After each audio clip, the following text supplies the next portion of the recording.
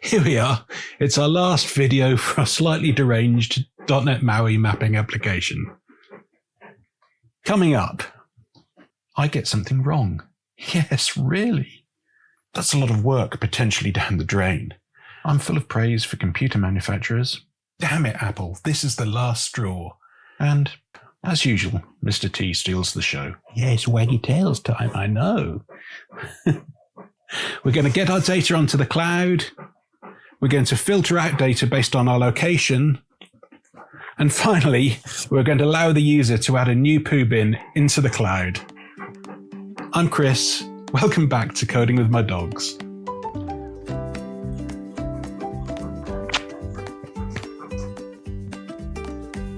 In this first session, we're going to reach for the clouds, specifically Azure.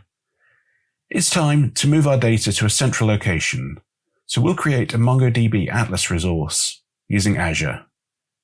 First, we'll prepare some more extensive sample data ready to deploy to our cloud database.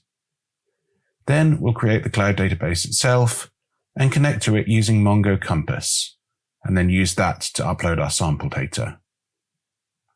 And finally, in our app code, we'll change the startup code to fetch the data from the cloud rather than from the resource file that we currently use. So let me share my screen and we'll get cracking with the sample data.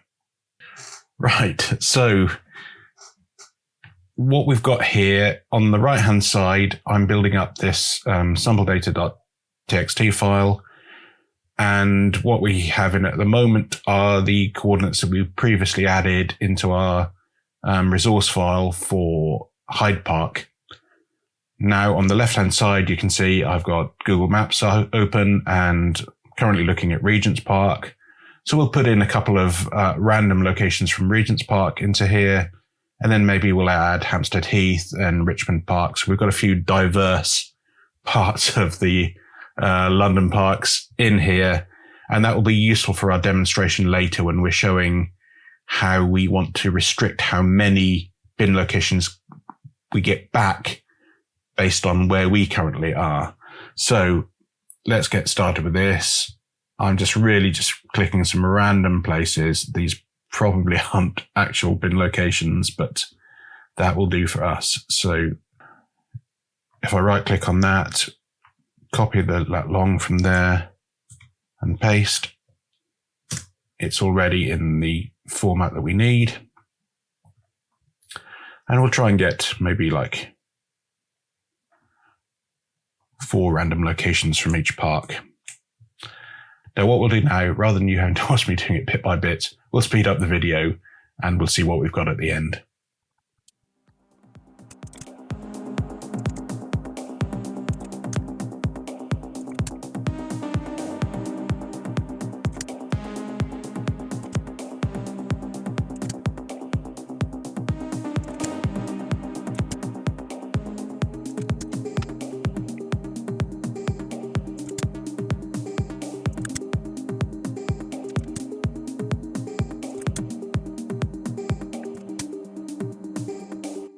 That'll do us for now, but what we'll do next is I have asked ChatGPT to create a PowerShell script that will convert this particular text file into a JSON file in a format that's ready for us to upload to our database using MongoDB Compass.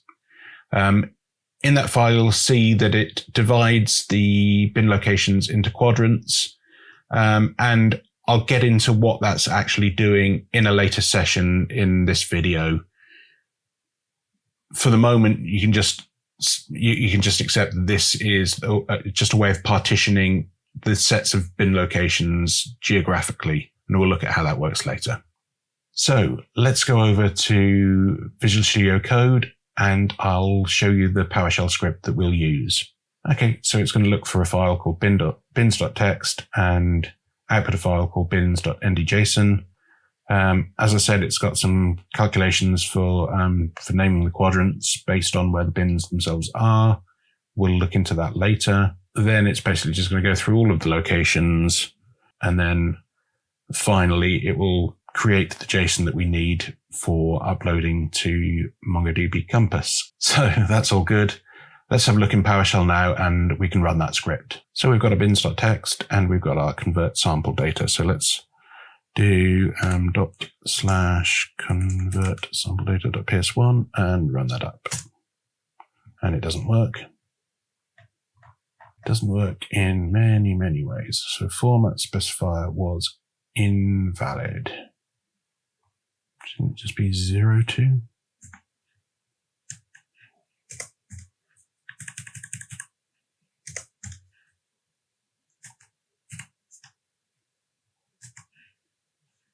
ChatGPT playing with me again. Let's just see if that makes a difference.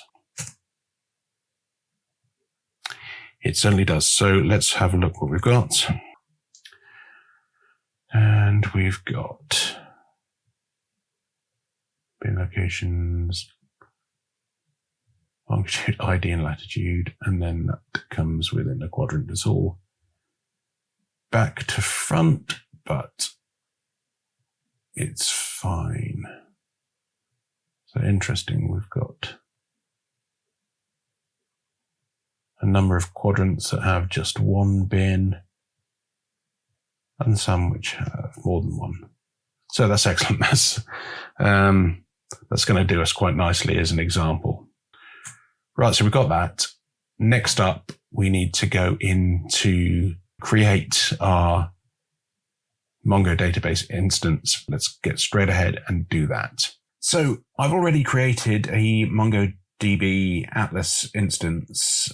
So let's go over and take a look at what I've created there. Let me just share the screen.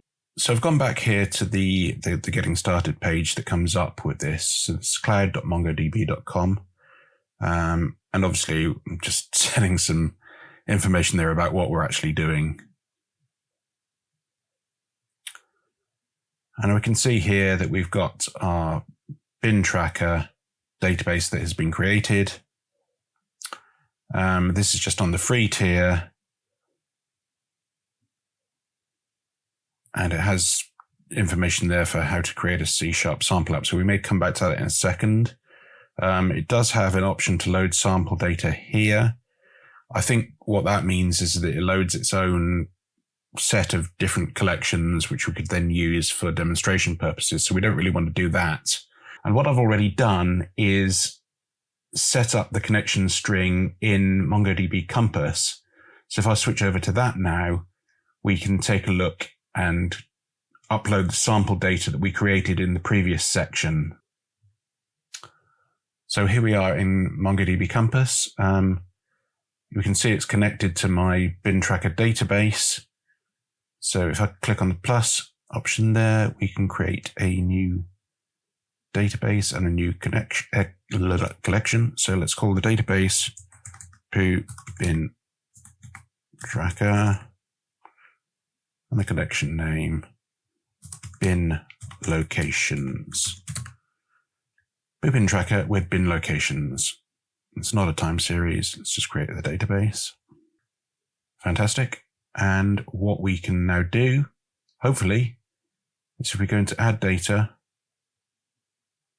import to JSON CSV file, we can hopefully go to our bins.ndjson, select that, and click on import. Fantastic. So there we go. We've got the data that we created in the previous section. We can see that all of these documents have the quadrant identifier and then a set of one or more bin locations. So that's great. What we can now do is go into Visual Studio, get back into our application, and see what we can do about connecting to this database and bringing back these bins. For the moment, what we'll do is we will just bring back all of the data that's here. We'll just aggregate across all of the different quadrants, bringing all the bin locations in, because that works with our current model. We'll start off there. We can demonstrate that that then loads into the user interface, albeit with far more bins than we would really want based on our current location. And then later on, we can come back and look at how we can organize these into quadrants and only fetch data from the database for a few quadrants that surround our location. So let's get into Visual Studio and crack on with that. Here we are back in Visual Studio.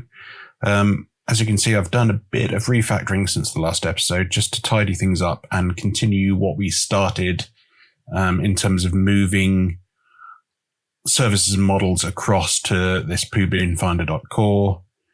And mostly we've got all of the services over there. And in fact, there's a couple of cases where we have moved the interface definition over, but kept the services themselves in pubinfinder main application because they have dependencies on things to do with the actual phone stack itself. So like the actual location, that comes back from wherever we can find it, that comes back from get location async. We don't want to have to wire all that into our core project. So we leave this stuff here and then convert into this new user location record type. Come on, go across. Which is just very simple record type and just allows us to pass a lean object around rather than the heavy duty user interface stuff. Okay, that's perfect. So what we need to start off now doing is to create a repository service. That repository service will connect to our Mongo database and give us the capability in this instance to go and get the complete list of bin locations, never mind the quadrants, just getting everything that we've got in the database for the time being. So that needs to go as a service in here. We can add an iRepository interface for it as well. What I've also done behind the scenes is added these database connection options. And this basically gives us a connection string, database name, collection name. That's all wired into the app settings.json that we created previously. And I've put the correct settings in there, so I won't show them because it's got my password for MongoDB and the connection stuff in there. So let's just leave that as is, and hopefully it will work. So when I create the service, we need to create an iRepository interface.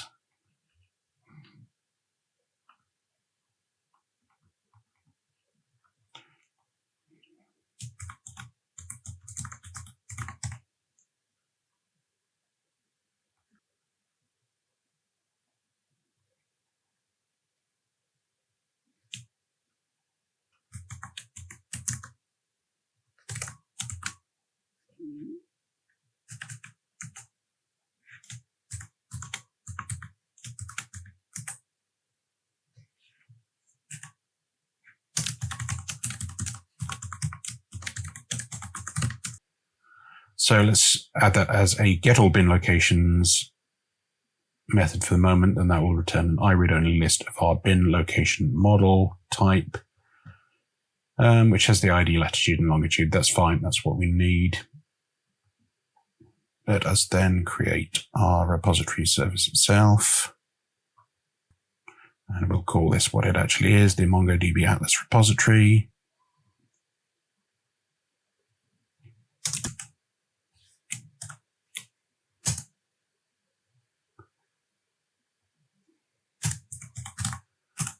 And give it a constructor which takes the database connection options.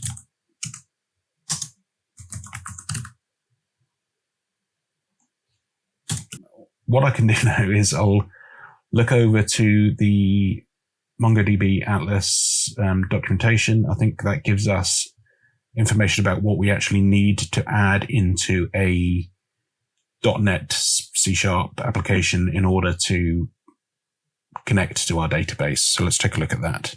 Basically, when I'm asking it how to connect, it's telling me the connection string here. This is what I used to set up our database connection options, and obviously I plumbed my own password into that. It's saying here we can .NET add package MongoDB driver, and we will install the latest version of that. All good. So in addition to that, I was looking at the .NET example for MongoDB, and if I have a look in this, which is effectively their repository layer, we can see what it does to set up. We need our getting a Mongo client from the connection string, getting a database from the client, and then getting a collection. So let me just copy that across here. Obviously, we're going to completely change this, but it just gives me the shape of the code that I can use for that. Let us just paste that here. So we can say put this into our constructor. Okay, and we are options.connectionString options. And now we need a new model type, which will encapsulate. Let's look at compass. It has the bin locations and the quadrant. So let's just call it a naming is hard. Maybe we just call it a map quadrant. Let's just go with that for now. We may decide we want to change that.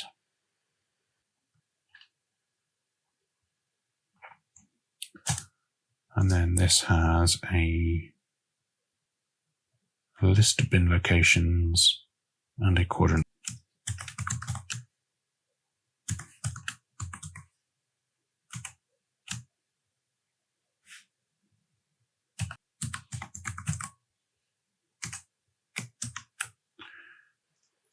Let's just add a constructor for it.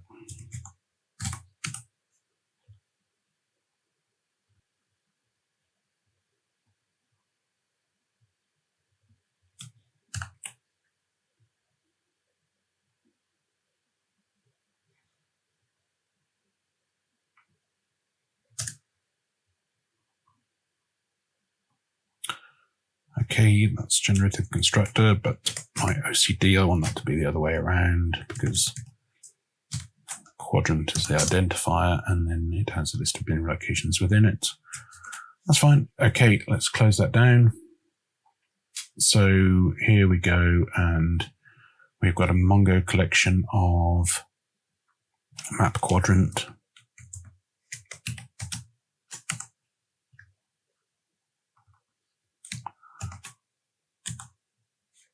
Map quadrants, like so. Should have done a rename refactor on that. There we go. So database collection of map quadrant, and it is options.collection name.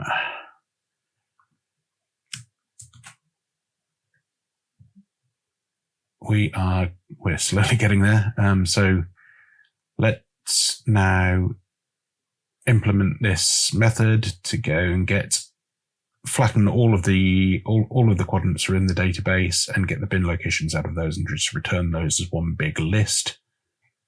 And then we can go into our initialization service and change that to, instead of going to the config file and getting that list of sample data, it will instead make a call out to MongoDB and then use that to get the data. So let's get going with that.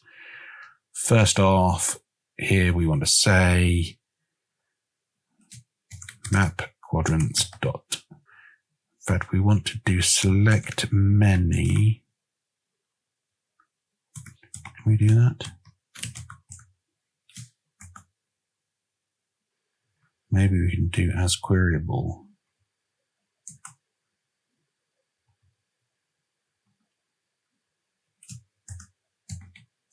Dot select many. Yep. Okay. So there we go.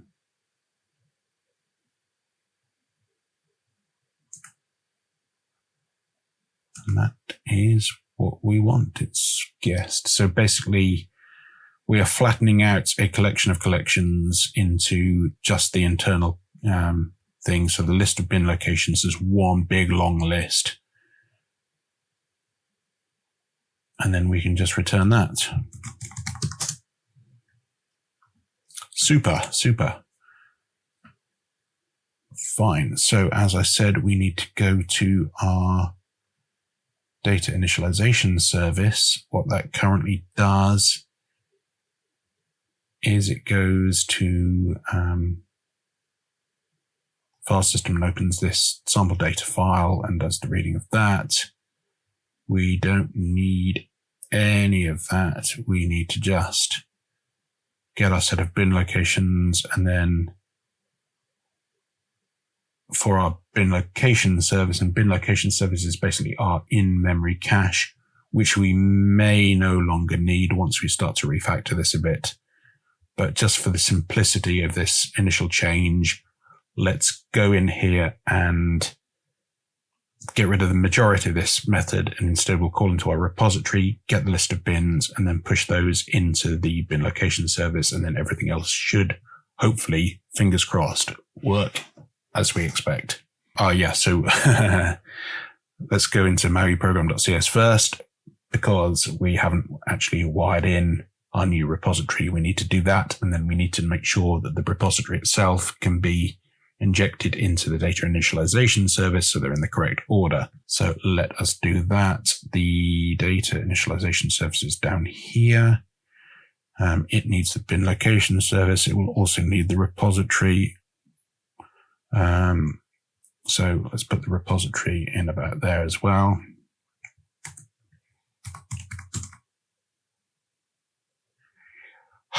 It just knows what I want. I think it's listening to me. That's a bit scary. Okay, there's our repository. So if we go back into the data initialization service, we can then just say, my repository.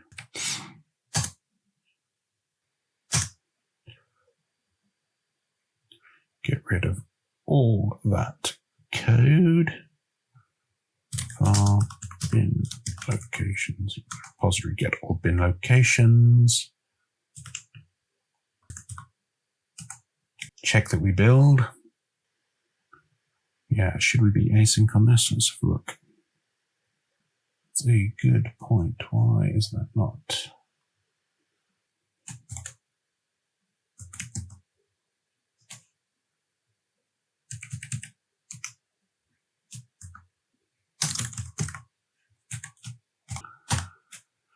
We forgot to make this async, so let's just do that.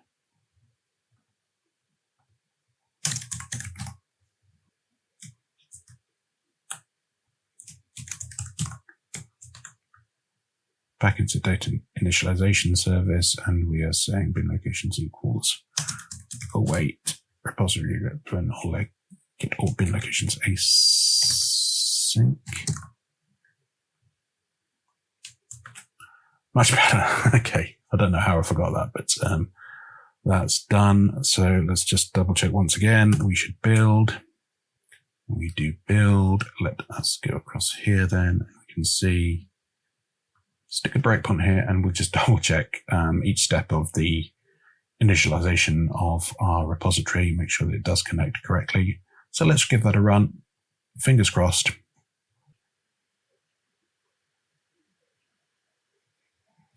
So step over. It is unavailable on the current platform. Bugger! That's a lot of work potentially down the drain. I'll take a look at what our options are to access this database correctly from within the MAUI application. But I think it's high time that we pause for coffee. Damn it, Apple, this is the last straw. You may remember from the first video that I promised I would later demo the app on iOS, but I needed to sort out my MacBook, which I haven't really used for a few years. Well, I tried to do that, and this happened.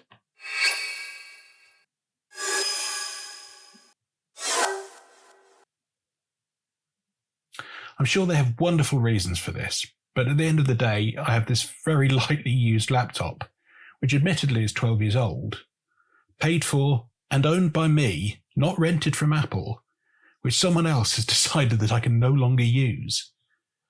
I only bought it as a means to develop iOS apps. I was assuming it would run the latest macOS, albeit very slowly, but would at least still let me do what I paid a 4-figure price for.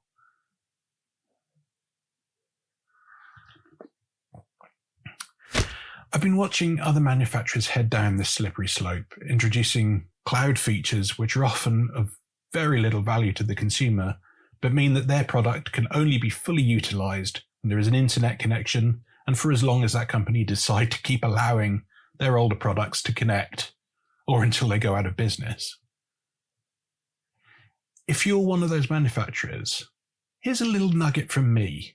If you do this, I am actively seeking an alternative product rather than buying yours.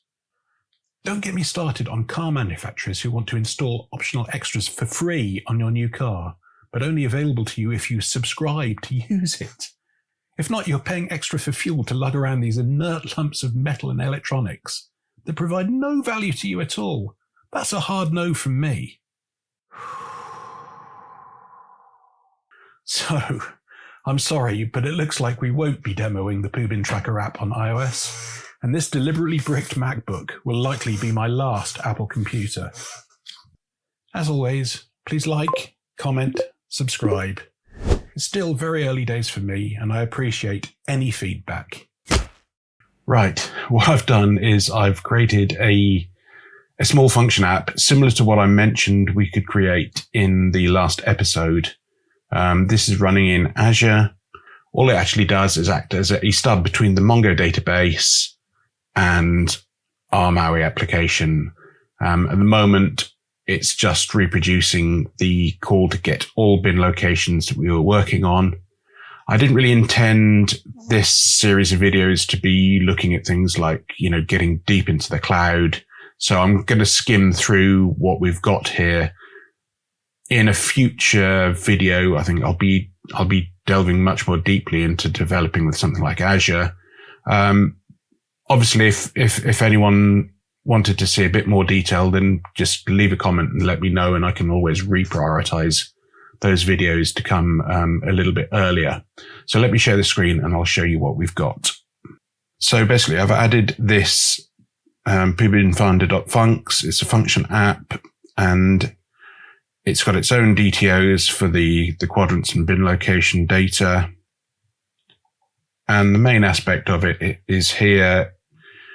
We've got the function itself defined, doing what we expected, getting the connection string. I've got some logging there just so we can go into application insights and double check that it really is getting some sort of sensible key from it, although we don't show the key because it has passwords within it. We don't want to get that logged. That's what we've got there. And then we have a single function. Its root is bin locations. And it does what you would expect it to get. Gets the list of quadrants from the collection, flattens that to get all of the bin locations, and then returns that set of bin locations. Okay, this is now running in Azure. So let's switch over to VS Code, where I can call into the endpoint that we've got hosted at the moment. Okay, so here we are in VS Code. I've got the REST API extension installed here. So this is calling into our Poobin function and that API bin locations address that we were expecting. If I click on send request there. Excellent. So that's going to our database and fetching back that set of bin locations. And that looks good to me.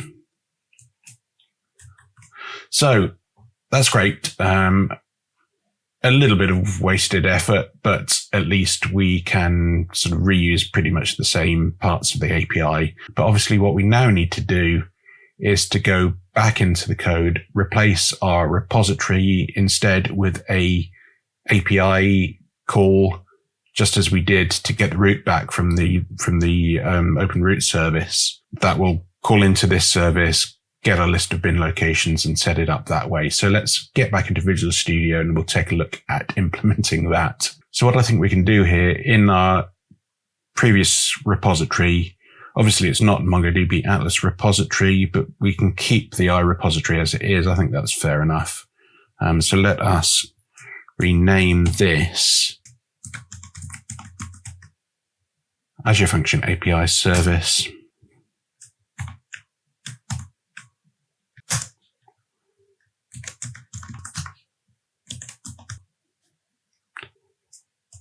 And we need to make a corresponding change to our app settings.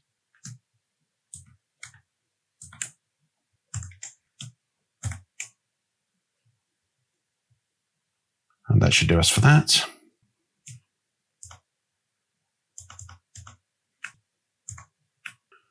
Right, what I'll do, I'll ask Copilot to actually create some specific things here for me. I'm going to try and get it to do it function by function rather than just going wild like it usually likes to do.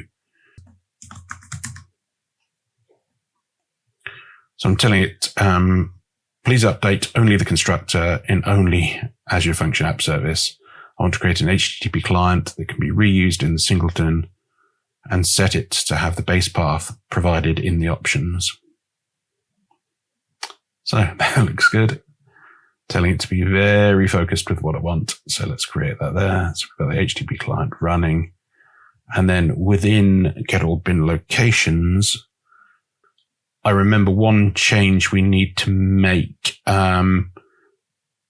Because of the way MongoDB works, we used to have, and we still do for bin location here, we have an ID. And that was super confusing for Mongo because I think it has its own concept of ID and it just would not deserialize correctly in the function app. So what I did is in the DTO for bin location, I've changed it from ID to location ID. In get all bin locations async, please use the HTTP client to call the get bin locations endpoint in the API.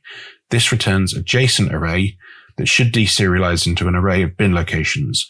One issue is that our bin location class has an ID property, whereas the service returns location ID. Please annotate our bin location record so that the deserialization works correctly. Okay, that looks good.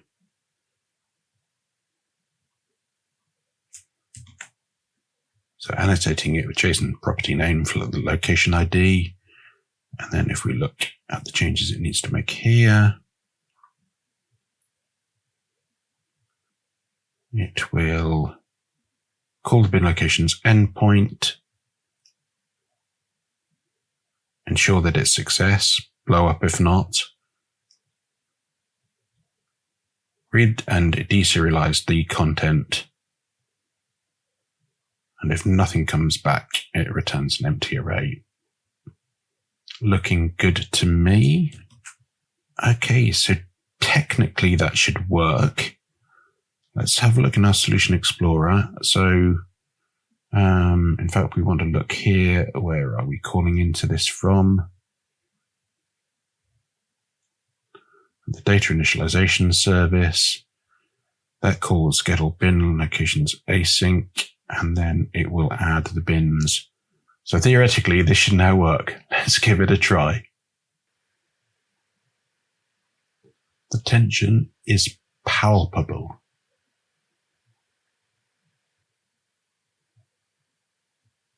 Not seeing any bins there. Okay, let's see where that failed to work. Right, so I seem to always forget to do this. Need to set up JSON serializer options to ignore the property case. Always the problem. So let's go back and do that.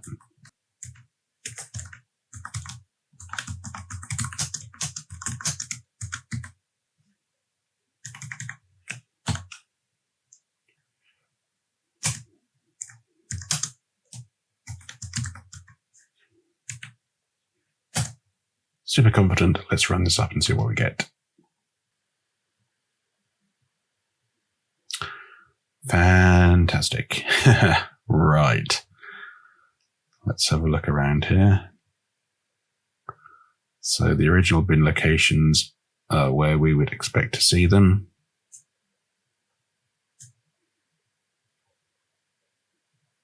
You've got some more bin locations in Regent's Park, Hampstead Heath, and Richmond Park. That's great. We're back on track. We'll refine the way we get our set of bin locations shortly. But now, let's go and take a look at the whiteboard.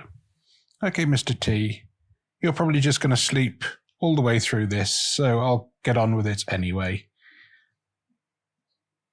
In this week's video, what we're looking at doing is moving our poo bin data into the cloud, which means that once this app becomes popular, there could be millions of different poo bins all throughout the world. And when we want to calculate our distance to the closest poo bin, we don't want to be checking against all of those millions of different potential bin locations. So what we want to do is this.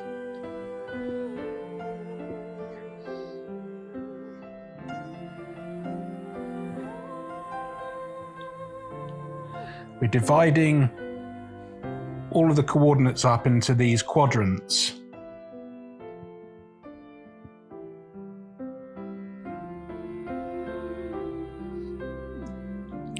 And the idea behind this is that wherever we are, we can decide based on the amount of distance we want to walk to find a poo bin. So if we're here, maybe we want to walk maybe maximum of 2 kilometers to find a poo bin. So we can see that if we get everything that's within this quadrant here, then that will be enough. We can find the poo bins there. However, if we're sort of close to the edge of a quadrant like that, we're going to need to get both of these quadrants to see if there are poo bins within those quadrants. And then the final thing is that if you are close to the corner, then actually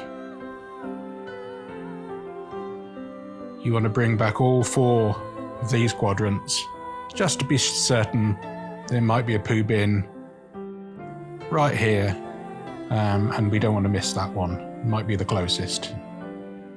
So that's basically what we're going to try and do. We're trying to come up with a way, now that we've stored the data in the database, to work out which quadrants we want to find in order to find the bin locations we want to use.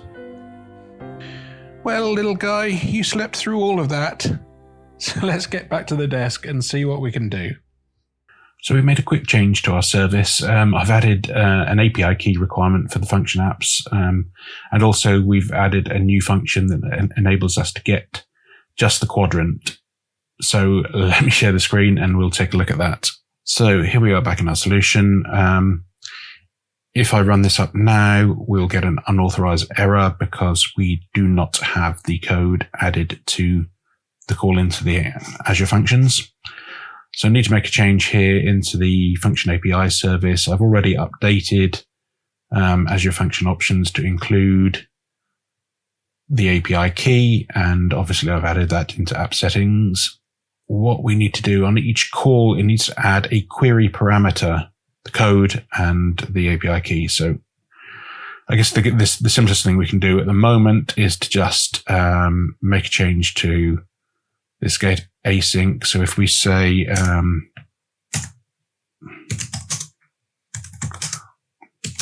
bin locations code equals, okay, we need to promote that to a field so we can access it.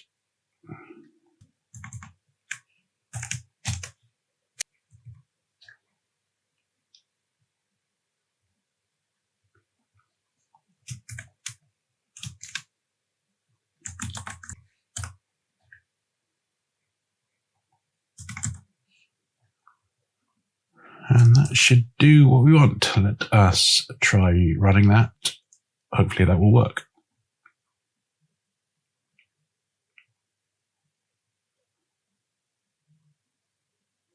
Brilliant. So that's calling into the function app now and providing the API key, and that all appears to be working. So what we now need to do is to add a second method here for getting the quadrant by the quadrant name. That's already implemented on the function app side. So all we need to do is implement it here in our function app service.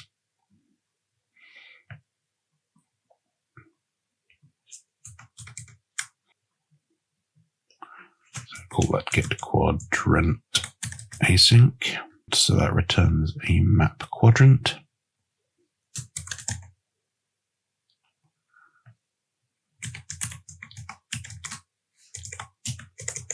Quadrants slash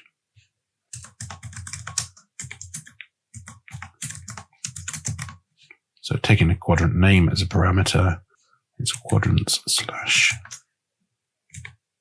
quadrant name, like so. We should really be doing some sanity checking on that, but we will assume that actually this is getting called from within our service, and we are going to be building up those quadrant names very specifically. So we should not need to do any URL encoding on that, because it will be a pretty clean, well-defined format using just digits and a couple of letters. So we'll get onto that in a minute.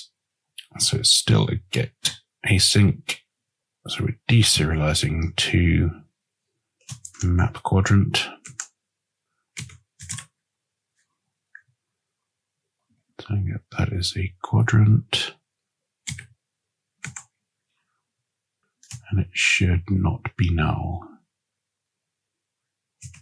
One thing I realize I need to do is I need to update the function app code so that if we request a quadrant that does not exist in the database, it will just return an empty quadrant. So according with that name, so as long as the name is valid, it will return an empty quadrant with that name and no bin locations associated with it. But for the moment, we'll deal with that when we get to it. Okay, so that's great. We need to put that into our interface.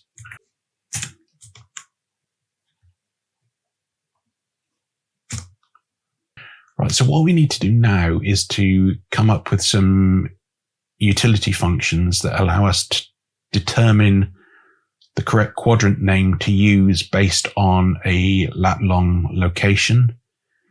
And then also given a quadrant, it needs to be able to return the adjacent quadrants to that quadrant. So the ones to the left, to the right, or not to the left, to the right, to the west, to the east, to the north, to the south, etc.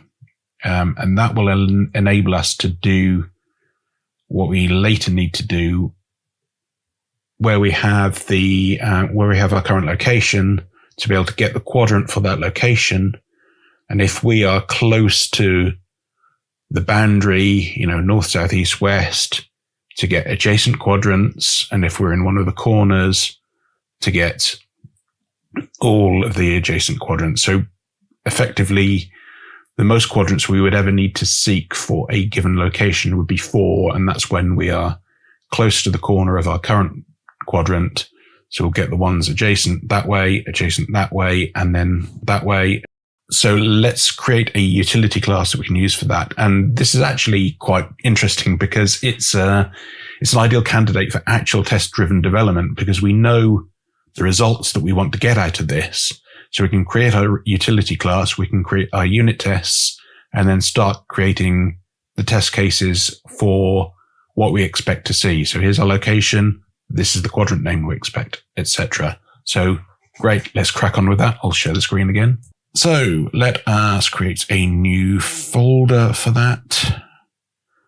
I can never find anything. Add, new folder. Call it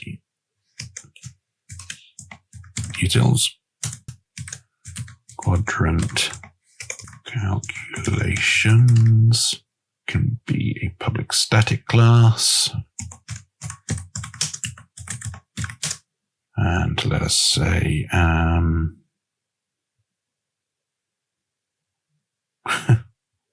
good guess, not what we need though. And that part is what we need. But let's just get rid of the. So latitude and longitude returning a string. Go back to our unit tests.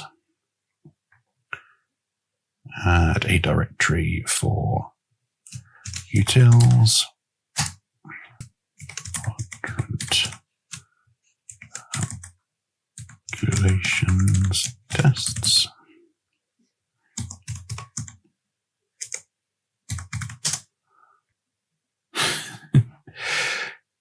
No, unfortunately not. I guess if I just actually implement the test, implement the logic, then this might have a crack at some correct tests, but let us forget about all of that stuff. So let's public void get quadrant. Yeah, again, the name is right, but unfortunately not what we actually want. Okay. What I can do is to go into the sample file that we've got for this, and that will give us a set of lat-long locations, and along with those, the actual valid quadrant name that it generated for them. So let's crack on with that. So there's an example quadrant name.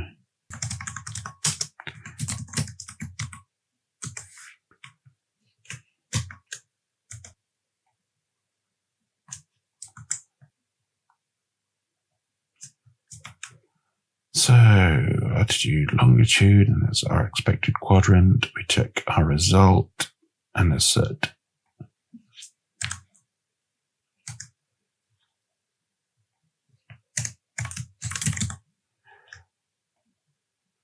Equal expected quadrant, comma result, and we can save that down. And now if we go to our test explorer and run the test, we expect it to fail.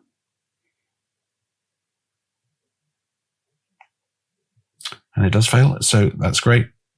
What we can do now then is go on to do the implementation of the quadrant calculations. Now, obviously, I implemented this previously in a PowerShell script which generated that sample data for us. So I think what we can do is if we just copy that particular bit of code out of the PowerShell script, drop it in here, and then we can work on converting that into the same C# code. So basically it's using math.floor to get the sort of integer parts from the latitude and longitude to get and use that to split it into degrees and minutes. So we can just do the same thing. Lat degrees.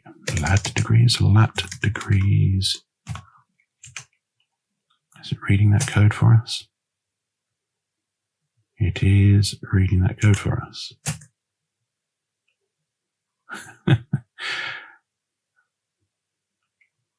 Wow, that is quite special. So it can see the comments and it sees that it's PowerShell code and it is on the fly converting that into our C# code. This is finally something very, very useful. And I can just double check by eye each one of these as it's coming in. Lovely, lovely stuff. North or south, west or east.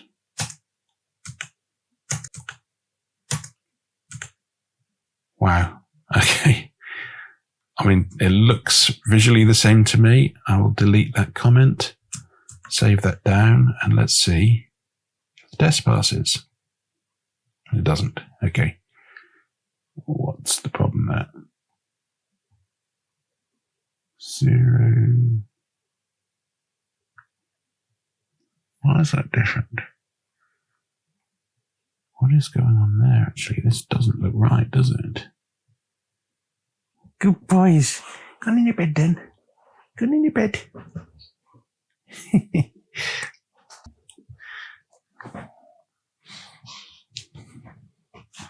Oh, come on, quick. Okay.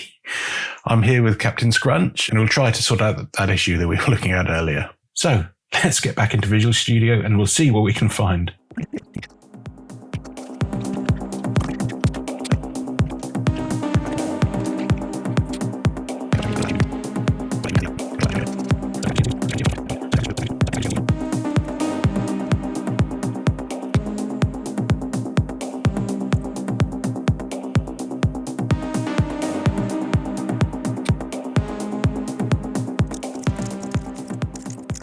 Right. Okay, I'm here with Captain Scrunch. He's having a bit of a snooze back there. Oh, well, he certainly was. So yes, last time there was a bit of a cock-up. Let me show you what I've needed to correct. So the issue was here in the PowerShell script. If you recall, in the last episode, it went wrong and I thought it was down to the format specifiers, but actually what we needed to do was to make sure that where we were doing the math.floor for all of these things, we were then converting it to an integer so that the D format specifier would work as expected. I don't know what I was thinking there, but I've put that back in place, regenerated that file, and that looks good. Obviously, I had to go and make the same change in Visual Studio. So let's just take a quick look at that. So same issue here, converting all of these where we do the math.floor into the actual integer value because they are effectively integers, and then changing this to use the decimal format specifier to get the leading zeros where we need them. And that means that the test that we had there will now pass. We're expecting to see the longitude to be negative, which makes us west, 0, 0, 0 for the main part of the longitude, and then 1 for being like 10 minutes, 34 seconds, whatever that is. And then again, for going north, we've got just 2 digits for that because maximum could be 90. And so we've got 51 and then 3 for the decimal part of the minutes value there. So west 0001, north 513, that test passes. And also you can see in the quadrant calculations there what we are doing, because we want effectively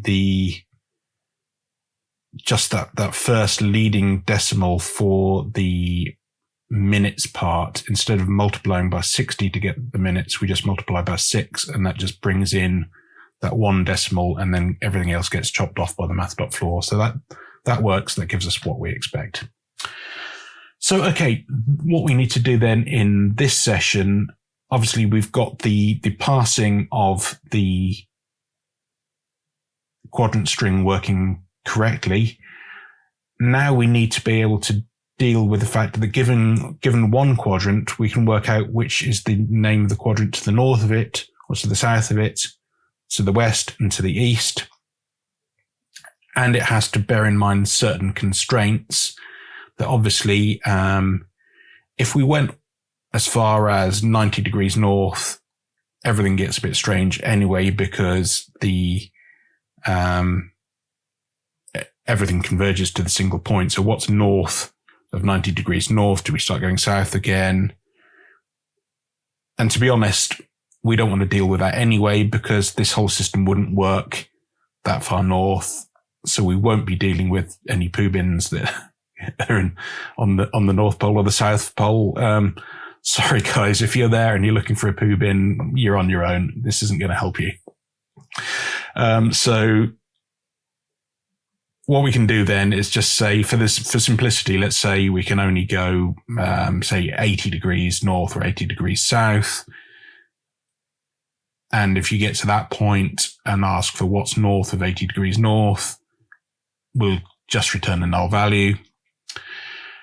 Going east and west, obviously it's slightly different. That what happens if you go 1 minute further than 180 degrees east, you're going to end up 179.9 degrees west. So just did a bit of research to see whether there's a sort of canonical definition of whether like 0 degrees longitude is considered west 0 or east 0, and whether 180 degrees is considered west or east.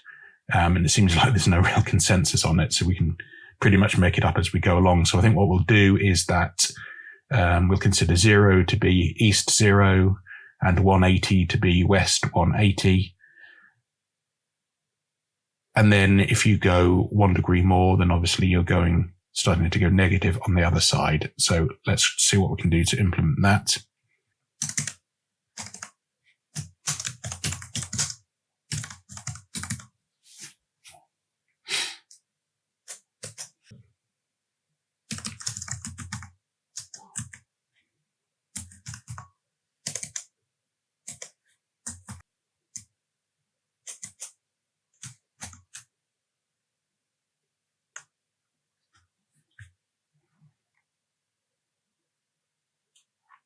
Okay, so just getting Copilot to create us the method which will be used in each of these other methods to pass the quadrant back into its latitude, longitude components.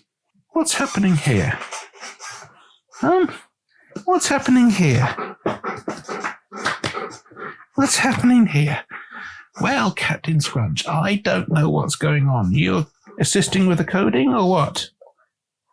Oh, you had enough. Have you had enough? You want to go and leave your lady there and go back in and speak to your mummy. Is that right?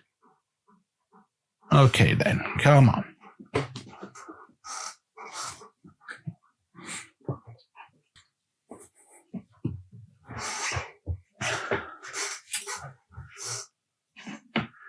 And Captain Scrunch has left the room.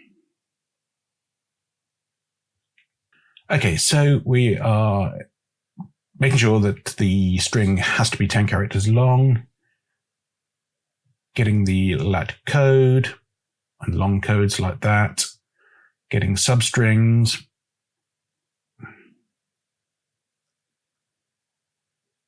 and passing each as an integer.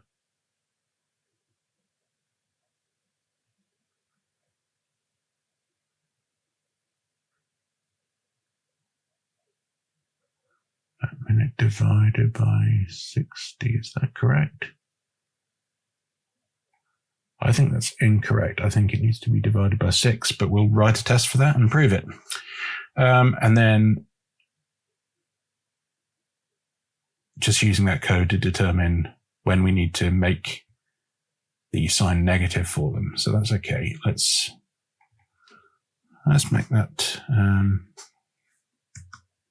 internal static so we can test it.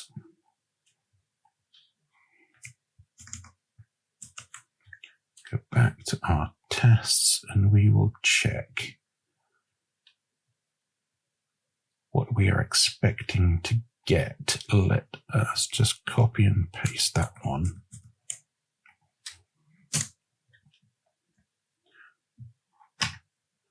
This is our input quadrant. We would expect from this to get north point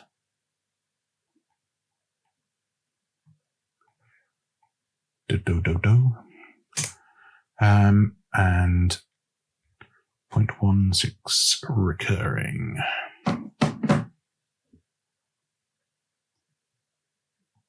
Outer quadrant returns correct lat long.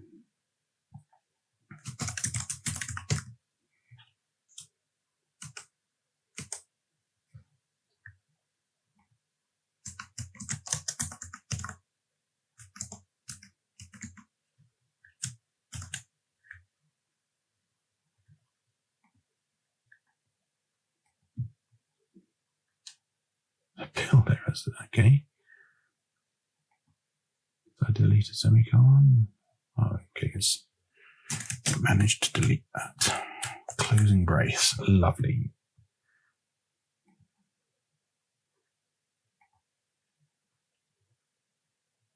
Okay, that's good. That's brilliant. We can take the quadrant and break it down into its constituent parts. And next time we'll look into how to determine the neighbouring quadrants, and therefore how to filter our data to just the bin locations in the current and surrounding quadrants. Okay, so I said at the start this would be the last episode, but after having to refactor the way the repository works, we were looking at a feature-length episode. I could have edited all of that out and pretended I always intended to use function apps, but that isn't the style of this channel. It's about hobbying and experimenting, so these sort of setbacks are part of the fun. So, to paraphrase Douglas Adams, I am instead going to leave the remainder to the 5th episode of our 4-part trilogy, which I'll release next Thursday. Please like, comment, subscribe, and thank you for watching. Look at this boy. Oh, look at this boy. Huh? Look at this. Huh? What's going on? What's going on? You've come to help? Look, it's your whiteboard. See that? It's your whiteboard, the one that you hate. It always sends you to sleep, doesn't it? Hey?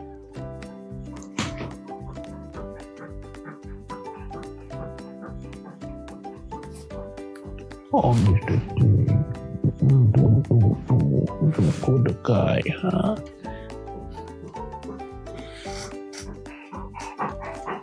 You like being on the camera, don't you? Huh? You like the camera? You like the camera? Okay.